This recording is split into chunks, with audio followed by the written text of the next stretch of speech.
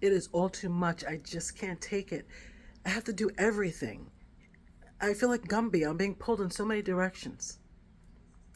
Just kidding. Hi, it's Shania. Today I want to talk to you about the next two things that can cause you to leave your goals on the wayside.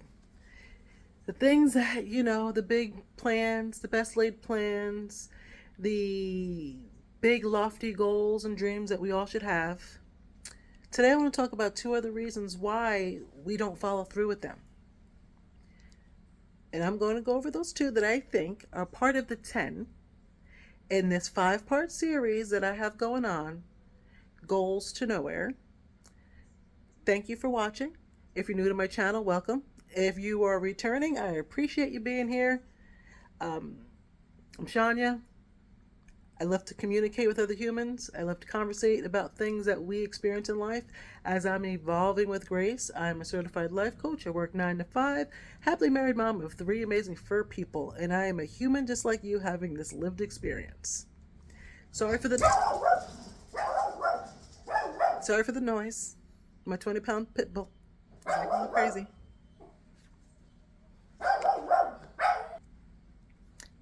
All better now. You know what doesn't help with feelings of overwhelmed? A crazy barking little doggy. Yeah. So today, I want to talk to you about the two additional things that I think are reasons for us not following through with our goals. Sure, you know the first one, overwhelm. And the second one is competing priorities. You feel like Gumby, everybody wants something from you. When you start out to set your goals, they're usually big, grandiose. You take the time to write it down on paper, maybe. You think about it, and you've got this great plan, and it's the big thing, And for this video, I'm going to use paying off large amounts of debt as an example, because paying off debt, personal finance, budgeting is something that I'm very passionate about. I'm a financial behavior strategist. I love to help people reach their financial goals just the same way that I had worked on reaching some of mine, and I continue to do so as I continue to evolve, right? So I want to talk about overwhelm in a sense of making it so big, making your goal so big. Let's say you want to pay off $50,000 worth of debt. That's a big feat.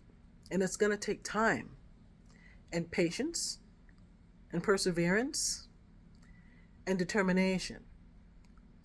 And as you go through this long journey, you will run into stumbling blocks, bumps in the roads, 2 steps forward, 1 huge step back. And you do that dance as you're trying to get to where you want to be. You don't know how long it's going to get there, but you do know it's going to be long. So what do? You make the commitment to yourself. You set your goal. And if you're anything like me, you will start to do research to help support you on your journey. Maybe you read some books. You start watching budgeting videos or debt payoff videos. You watch cash stuffing channels. And there's so much great information out there in cyberspace in regards to this particular goal, budgeting, paying off debt. So you watch and you get tunnel vision and you focus so much on that thing. And it's such a big thing because you know you need to do it. You know you want to do it. But you get hyper fixated on it.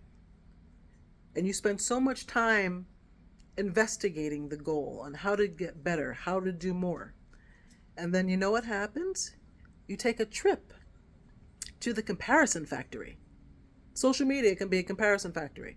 You can go on any platform and you can look at something that someone else is doing that you want to achieve, and it's easy to compare yourself to them, to where they are in the journey. So let's say if they're paying off debt, you can compare yourself to what they have available each month or each week to put towards debt, how much they have to put in savings. You can watch budgeting videos and you can see that. And you'll look at that person who has so much more money, or they make more money than you, and you look at that and you compare yourself and you think, oh, you don't have it so hard. You don't have it so hard because you have all this money. You make all this money. You have this much money to pay your debt. Well, people who have more money sometimes have more debt. You start comparing yourself. And with that, you start to think you're not good enough because you can't keep up to what they're doing. Then you get analysis paralysis because you're constantly looking at the thing, and you make your goal overwhelming because it takes a big chunk out of your life and your time. And then you start to feel bad about yourself, and feelings of defeat and a negative mindset could come in. And before you know it, yeah, no, I'm not paying off $50,000. That's too hard. That's too hard. I can't do it. Susie can do it because she's got 10 grand a month. Sally can do it because maybe she's got 2 incomes and I don't. And you tell yourself all these things, and that's one of the reasons that people quit, is because they're overwhelmed by the goal that they achieved.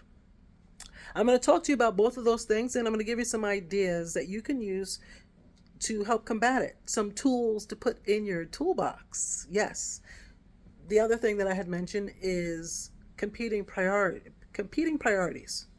Well, unless you live in a silo in a bubble, there's somebody that wants something from you, or there's some things that are going to come up. And let's say you're, again, back to the debt payoff. You're in this whole thing and you're energized and you're excited to pay down this debt. And you think about all the great things that can happen if you do. But then your roof leaks and your transmission goes. And now the money that you had that you were going to put towards debt are going towards those things. And you feel defeated. And you're like, I can't get ahead. I can never win. I can't get a break. I'm always losing. This is never going to happen for me. This is for other people. And once you tell yourself those stories, you're done. Yeah, you're done. Because that mindset is like a virus that spreads and it takes over how you operate. And it totally shuts down the factory. It does. How do I know? Because I've been there. Yeah. And I'm not saying that everybody has my life experience, but I can tell you that I've made my way into the Budget Mom's book, My Money, My Way. I can tell you that I have had those defeatist thoughts. I have compared myself to the best. I have told myself the story of what someone else's life is like and what their experience is and how much money they make and they can do whatever they want. That was a bunch of bullshit. Because I created that fairy tale in my head. That's the story I told myself. I don't walk in someone else's shoes. I don't put someone else's pants on. I have no idea how someone else lives their life, what they experience, or what they operate. But the story that I tell myself, the reality that I've created for them, impacts how I see my reality and my journey. Don't do that. So one of the things that you don't do is compare yourself. Another thing that you shouldn't do is to get such tunnel vision that everything that comes out of your mouth is about that goal. I can tell you that what started me on changing my personal finances, our personal finances, is Dave Ramsey. A lot of things that I loved about his program, and I think it totally works for people, and there's some things that I don't. I'm a person who works off of emotions with a lot of things, and I think everybody does. And I used to guilt myself every time Dave would say, adults devise a plan and follow it. Children do what feels good. And when I used to make mistakes, that voice would go in my head and I would feel less than and not good enough.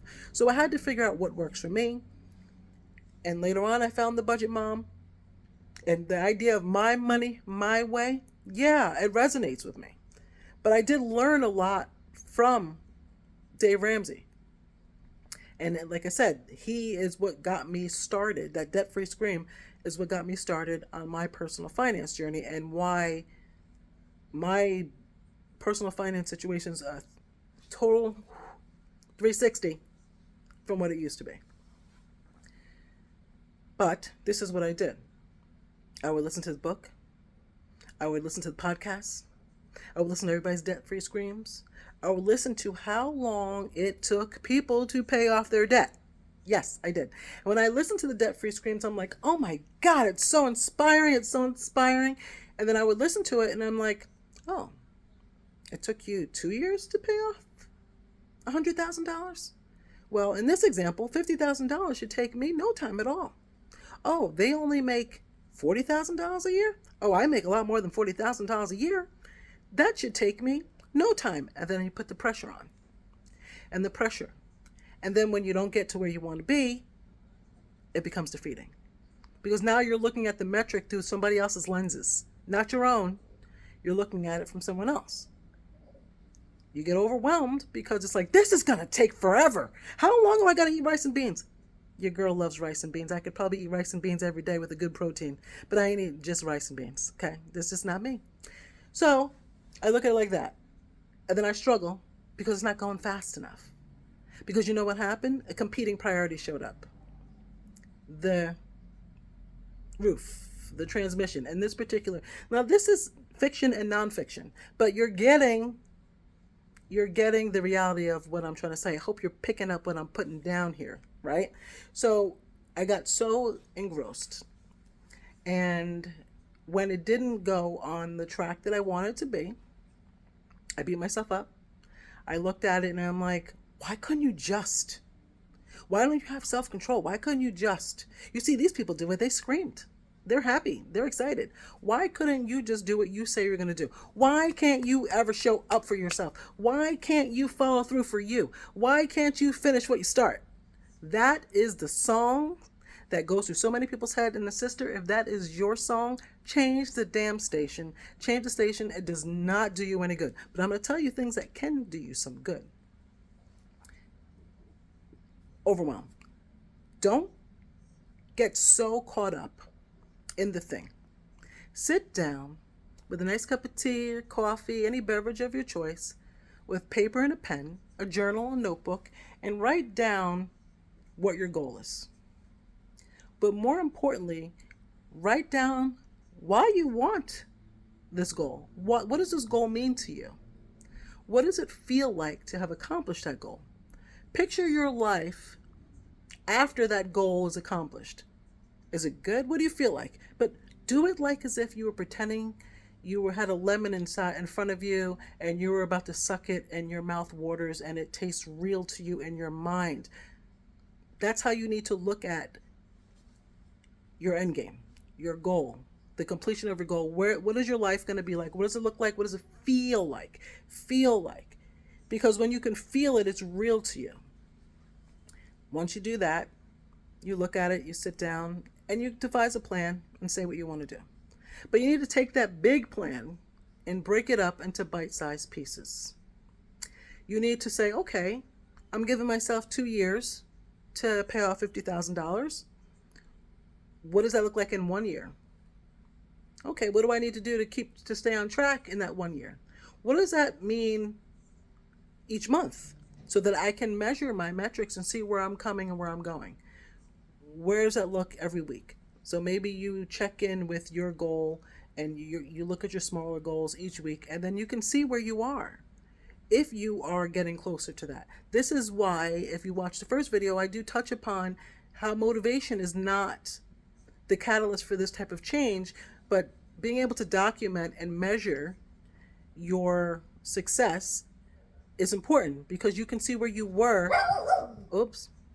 Hold, please. I'm sorry, my fur boy is talking to the dogs across the street. And I try to tell him that I'm doing a video and he's just not listening. But I just asked him to be quiet. He said he'll give it a minute. Yes, that's what he said. So please, excuse the pauses. So anyway, what I was saying is once you break it down into weeks or days, you can kind of see where you're going. And if you're in line with what you're doing, if you're on track for accomplishing the smaller goals so that you can create the big goals. Do you ever play the game of life? And this is old school. If you're young, you probably have no idea what I'm talking about. So there used to be a game called Life. I don't know if they still sell it. Milton Bradley, Warner Brothers, one of them. It was, you spin the little wheel and you pick a card and there's things on the board. And throughout this board game, you run into different situations. Oh, maybe you had twins instead of one kid, and you have to pay the hospital $5,000. Or maybe, you got to take your dog to the vet and it costs that. Or maybe you got a bonus. You spend, you played the game, and the game of life was filled with things that helped you get to the goal, to the end, or it set you back a little bit. That's what life is. It's not, no destination has a straight path. You can put it in your GPS, pick a destination, plop that into your GPS, and you get behind the wheel, and you're taking that trip, and you're going to have twists and turns, and if it's a long road, you may hit some detours. That is life. Give yourself grace. Don't give up what you want most because things are getting in the way. That's what your competing priorities are. There's always going to be something that's going to take you off course just a little bit. But the important thing is to veer back on, like change the destination, or if you can't get to where you want to be right then and there, change your course, not your destination, change your course and take a different course. You may have to detour, and that's okay. That's okay as long as you don't give up what you want. The biggest thing that you can do for your goal setting in regards to fighting the impact of overwhelm and competing priorities is to sit and think, just like you did to write your goal and saying where you want to be and why you want to feel that way. Then you take some time to sit down and write what happens if you don't accomplish the goal. Because if you created a goal, it was important to you for a reason. There's something big at the end of that rainbow. The pot of gold, whatever the case may be, there's something big. And there's a reason why you did it.